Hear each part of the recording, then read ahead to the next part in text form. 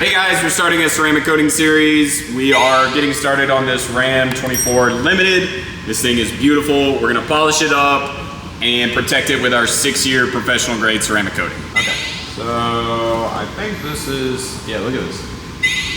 Oh man, that's good. Isn't that crazy? Yeah. On a 24.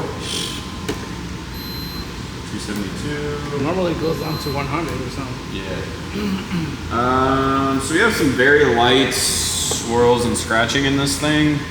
I don't even know if you can pick that up. You probably can't even tell. So I would probably go yellow pad. What do you want? Yeah, we'll go with yellow pad. All right, cool. Yellow pad. So we'll do a test spot, see how it looks. I don't imagine any issues with RAM, but we'll do that test spot and then crush it. Okay. Should we tape it? I'm not super worried about it because again it's pretty slight, so just pick. I mean, yeah, you just want to take this sliver. I'll take that one. We'll take a look. Again, that should be enough. Yeah.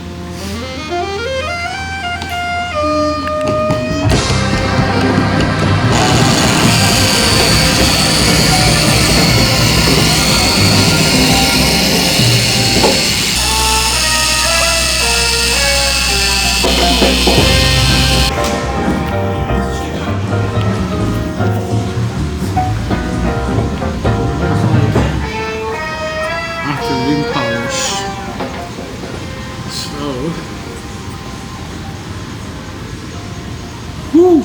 Boy, I'm gonna need some shades. This thing shines, bro. How's it look?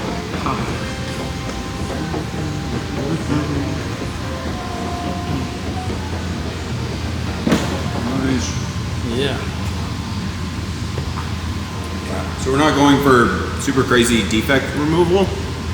Again, there's some light like scratches and swirls and stuff, but I'm not super concerned about that.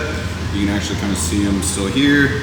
Again, you probably can't tell that on camera, but if you go from there to there, again, in person, it's really good color, really good depth, really good gloss. We want to always go with the least aggressive method possible. So, yeah, was that perfect finish? Yeah. Okay, so yellow pad, perfect finish. Is there... Only thing I would say we need to watch out for is just the, Yep. Should we tape it? Yeah, let's just go ahead and tape it, just to be safe. Alright. Other than that, I'm not really concerned about anything else. Okay. Cool. We'll get that taped and let's get going. Super shiny. The thing with paint correction that I feel like people don't understand is how much of an art form it is. And can anybody do it? Yes. Anybody, I can throw a polisher in your hand and you can technically do paint correction. But like high level paint correction, it's literally like an art form. So, and this is why it gets kind of frustrating sometimes of like, no offense, I started this way too, I get it. But like, the kid grabs a polisher and is like, I'm the best detailer around, I'll come polish your car, ceramic coat it for you. And it's like, there are so many little nuances. The best way I can think about it is like, think about driving. Like when you're driving, you're making all these little micro adjustments, right? But you're not thinking about it. But you're making a ton of little micro adjustments all the time. Well, the same thing is true with the polisher. Your hand placement, your pressure, the body line and curves of the car, how the paint is reacting. Like you have to make all of these 1,000 little micro adjustments constantly. And you don't really have time to think about it. The only way you get that good is just through reps and reps and reps and reps. But like, to try and teach that to somebody, like, it's completely different. And that's what separates like getting really incredible paint correction results from just like really good that honestly the average person might be like, wow, that's amazing. But give me a really good, somebody who's really good with a polisher and like, I will show you wow. That's why, obviously a little biased, but like our guys, Alberto, Valeri, like dude, you just wash it and they just flow with it. Like it's beautiful because it's actually a art skill, and there's so many little micro things that you just don't realize what are going on. And it's good.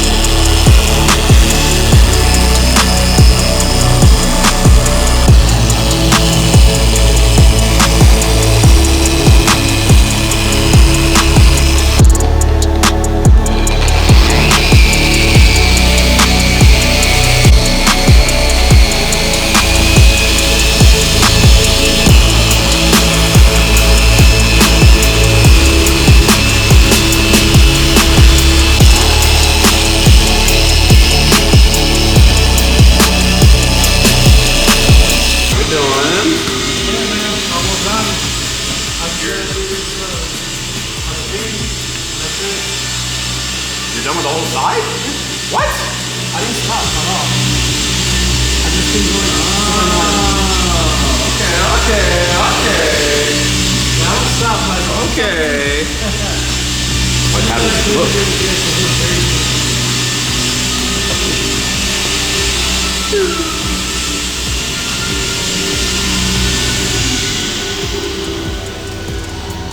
It is really dirty. You gotta wipe it really good. Yeah, we got some polish residue. Yeah. But the paint looks good. Yeah. Wow. So I'm looking for scratches, swirls, not really seeing any. Even up on this body line. No. Wow. Okay, cool.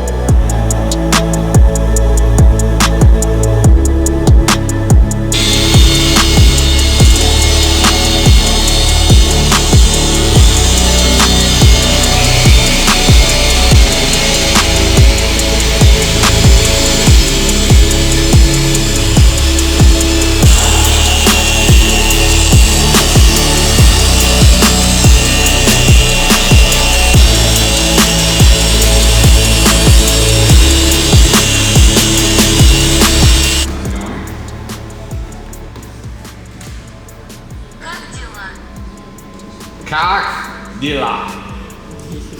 That sounds so wrong. So inappropriate. Oh my gosh. So ceramic coatings. Again, paint correction, it's an art form.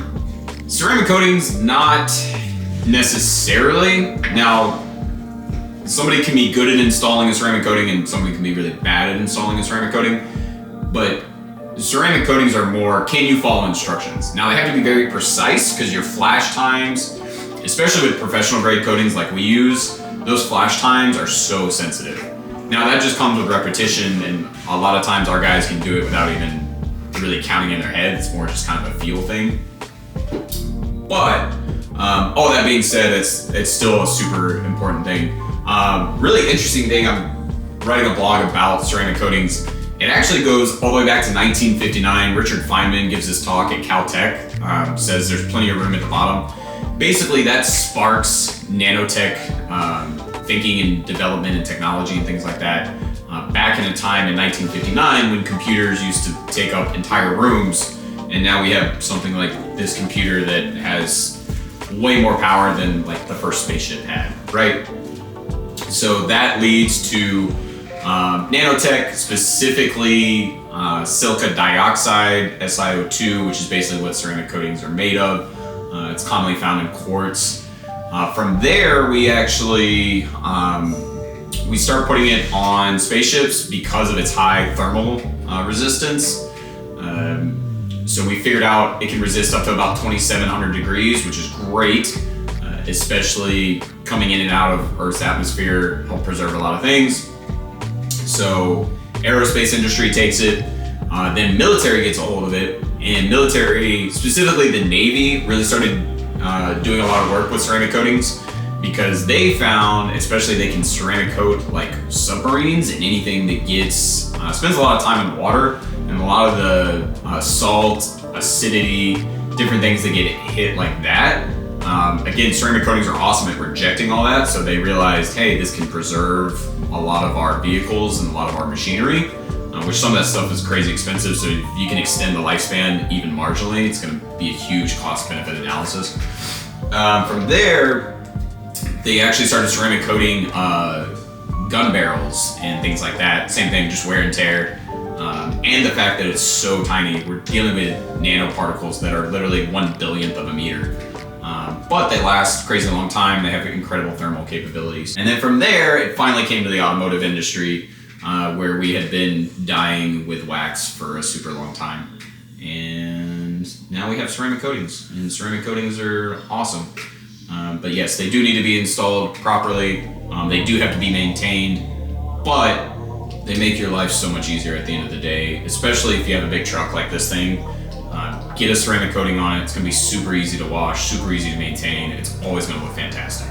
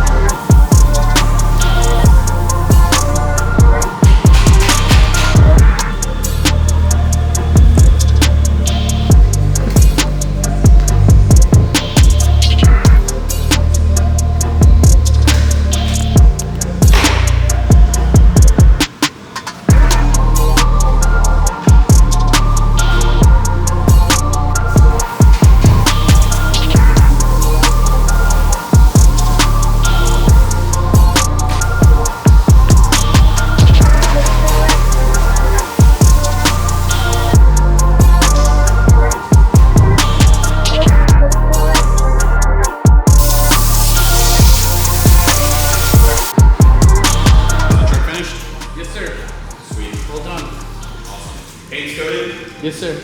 Windows coated? Yes, sir. Rims coated? Yes, sir. This coated? Yes, sir. Let's go! Yeah, this thing looks gorgeous.